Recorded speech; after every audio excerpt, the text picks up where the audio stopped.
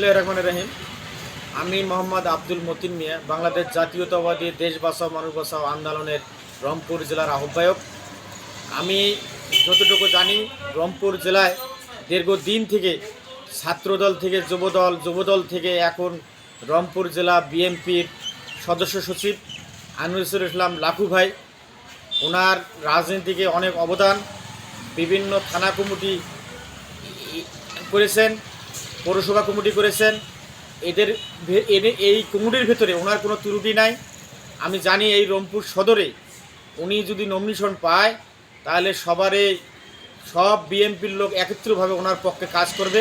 ওনাকে আমরা এই রংপুর সদরে এমপি ক্যান্ডিডেট হিসেবে দেখতে চাই।